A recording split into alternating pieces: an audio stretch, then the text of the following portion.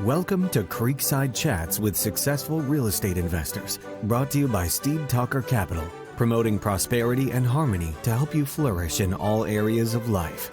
Join in as we explore the motivations and goals of real estate investors and how their ability to invest abundantly has provided them with the time and freedom to contribute to the world in a creative and thoughtful way. Now please welcome your host, Dr. Allen. Hello, enlightened investors. Delighted to be back with you again today. I'm your host, Dr. Allen. If you're a first-time viewer, we're so happy to have you with us today. Today's guests have Wall Street portfolio management experience along with expertise as Chartered Financial Analysts. And on top of all that, they're entrepreneurial travel industry experts. They've traveled to more than 60 countries. As real estate syndicators, they have over $61 million in assets under management. Enlightened investors, let's mine their extensive knowledge and wisdom.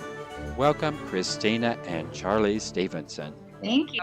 Good to be here. I'm really pleased to have both of you today. Before we get into that, tell me about the poster behind you. The giant cat. Christina. I used to live in this loft that had really high ceilings and it needed something really big to put on the walls. And I loved the idea of like French bistros, and I've traveled to France a lot, and I thought it was a really fun poster. And we happen to have high ceilings here in this room in our house. So It was the first time in many years that we had big ceilings. So this piece of artwork's awkwardly in tiny rooms for like years. We now have a place where it actually fits. So it's back. The cat is back. It makes a very interesting background. Let's start back with some childhood memories and think about some formative experiences that really have helped to bring you to where you are today.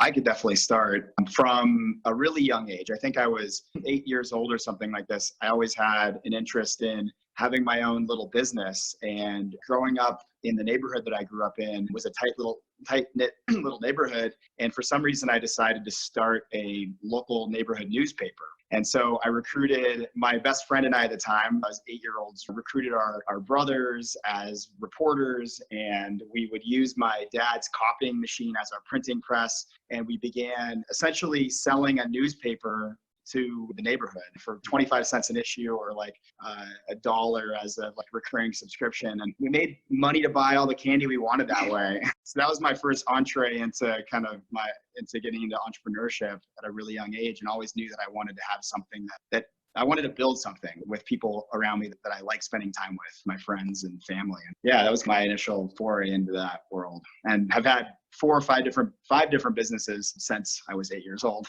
in different industries and sectors. That's an amazing accomplishment for an 8-year-old. Who was writing the articles at 8? I was 8 or 10, something like this. And yeah, we were writing the articles. We had our own cartoon strip. We reported on local neighborhood goings on, and we'd write the articles. We'd handwrite them, and then we'd photocopy the pages, which they'd usually about 5 to 10 pages, and then just run them off and run 50 or 100 copies and then sell them. Yeah, we're writing the articles. I still have copies of them in my family filing cabinet. That's precocious. I grew up in Buffalo, New York, and my family owned a pizzeria business. And from the time I was 13, I started working in that business, and my grandma worked there and my uncle worked there, and I worked there. And I just thought I got a lot of management experience and kind of entrepreneurship experience really early on, watching my family members run this business and seeing the mistakes that they made, and a lot of it, how much of it revolved around finance, which really set me up for kind of my career later on, and why I went into finance and investment management, so that I knew that was such an essential background for anything that you wanted to do in life, and even running your own company and having your own business later on. So that's what kind of really drew me, like very early on, had such an impact on my life, like looking back now that I think about it. Both of you went to Northwestern. I'm assuming that's where you met. Is that correct? Yeah, we met. We only met once, though. We met at a party through a mutual friend and said hi, and we're acquaintances. And really, we didn't meet till much later on, about 5 years after college graduation. Yeah, and got reintroduced for the first time in a really long time. Yeah. How did you happen to run into each other after 5 years of one meeting? So that friend that we shared back in our college days stayed as a good friend. And I was living out in Europe at the time, running my third business, which was an adventure travel company based in Florence, Italy. We mostly worked with American study abroad students and took them traveling all over the Mediterranean. But all my investor network and advisory network was based in Boston. So I'd make at least quarterly trips back to Boston. And when I was there, I'd always meet up with this close friend of mine, and he'd have a welcome back to town barbecue or something like this on his roof deck. And in one of those barbecues, Kristina came over and saw me and was like, "Oh, here's Charlie Stevenson again from the college days." And that's when we connected. It looks like it was a very good and fortuitous connection.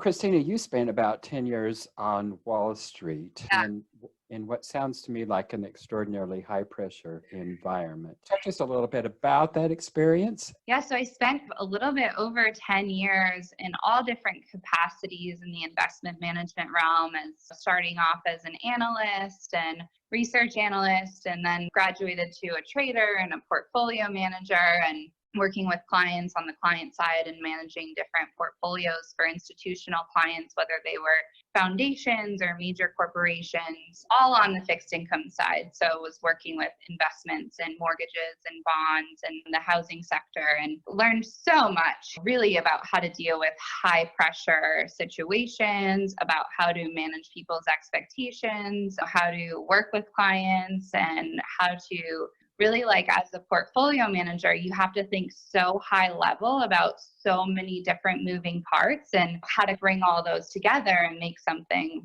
And I think that's what really has translated into the real estate industry. Like, I focus on managing most of our assets. And again, a lot of times it can be high pressure. There's a bunch of like different fires that you're putting out. And so it's, in a way, it's pretty similar. And that trading portfolio manager experience has really helped me so much in like what we've done today. And really, I got out because I wasn't feeling very fulfilled in my career. I was making a lot of money for other people, but I wasn't really helping anyone. And I just really had this desire to do something like on my own and start up my own business and take charge of my life on my own. Like, in finance, there's a lot of people that hit 40 and then they start to age out and they bring newer people in and then they get laid off. And I was watching so many, especially through the 2008, 2010 crisis, so many of these older people who had these amazing careers get laid off, and they weren't able to find new jobs, especially because the industry had shrunk so much over that time. And I just didn't want that for myself. I didn't want to hit 40 or 50 and have built this amazing life, but be totally dependent upon someone else managing it for me, and upon a job that I might not be able, if I got laid off, to find another one. So I knew that it was really important to break off and do my own thing and get started taking charge of my life in my own hands, kind of thing.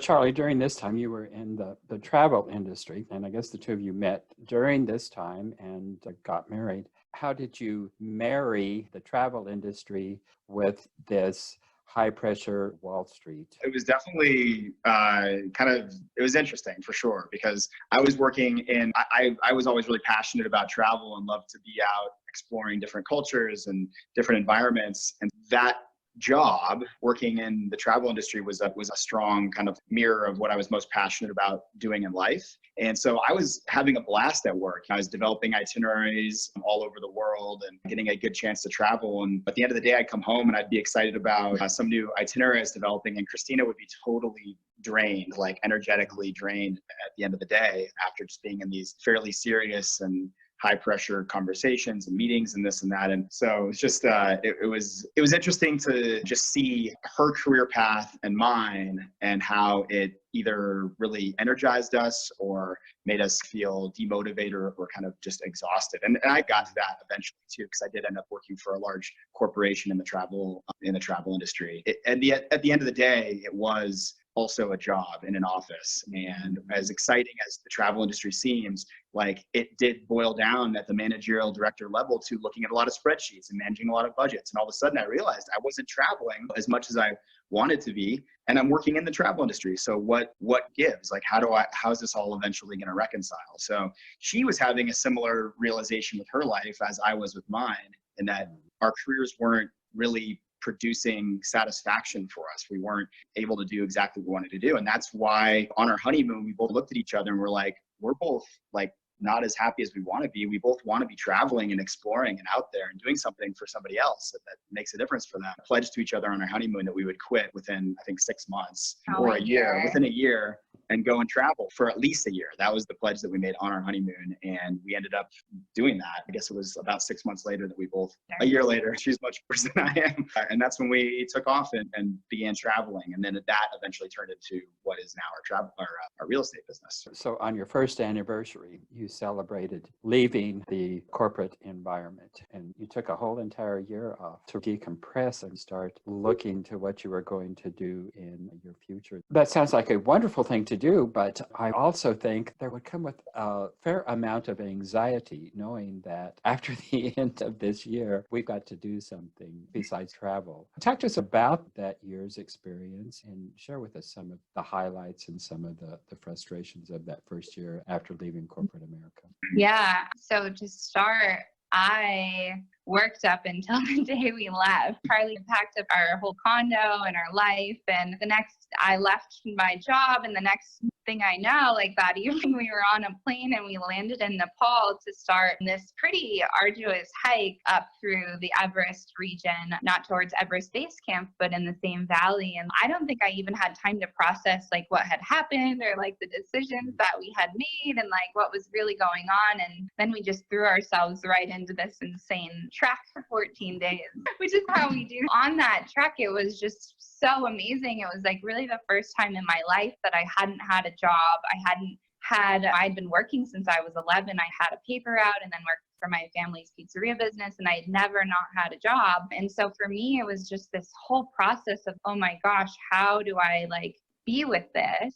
And what do I want to focus on in this next year, like personally, and who do I want to get back to and what do I want to do? So I think while, yes, there was like so much anxiety around, oh my gosh, what do we just get ourselves into and do? There was also so much excitement because it was really like the first time in my life that I had time for myself to figure out what I wanted and what direction I wanted to take my life in. And that's what we spent the year doing, like just traveling to all these places and exploring like different things that we were interested in, and whether it was like cooking classes or spiritual classes or meeting new people and learning about different cultures and putting ourselves in crazy situations and homestays with different families. And it was such a remarkable opportunity to get to explore the world and grow personally. And I think with each other as well, traveling as a pair and spending every waking moment with each other for a year straight brings its own set of challenges. And I think it just brought us so much closer together in terms of realizing we could work together and build a business. Yeah, and just to add to that, so yes, there was some anxiety because all of a sudden there was a gap that had been created where we didn't have income, but we had saved money and we had a good amount of savings to give us a few years of runway. And we knew we wanted to start a business. So we knew that idea was in our mind, and that was a little bit of a comfort because we knew that we were going to be creating something. It wasn't like we're just like, all right, we're going to go travel and vacation for a year and then we'll think about income once we ended that year. So we were constantly thinking about different ideas. And just to segue it into real estate, it was November, a dark kind of cold November, and we're traveling across Siberia, literally Russian Siberia, on the Trans-Mongolian Railway, which connects Moscow with Mongolia and then goes on to China. And we were up near kind of Lake Baikal on a 30-hour long train. And our good friend and Kristina's former colleague in the investment management world was with us because she's also an inveterate traveler and loves being out there. And we're sitting around talking, and for some reason, the conversation moved towards our condo in Boston and what we were doing with that. And we had owned this condominium in Boston in a nice neighborhood called Charlestown, and we're renting it to a nice young couple. And we're generating, I think, about $1,000 in cash flow per month. And we were talking to our partner and we're like, yeah, it's been really great, actually. We've generated this cash flow and that's actually a decent little revenue stream for us. I wish we had more of these. And she's like, yeah, no kidding. This is what I've been doing since college. And she owned a couple of multifamilies in the Boston area and was essentially able to retire at that point if she had wanted to, because they were also cash flowing and she had far more units than we did.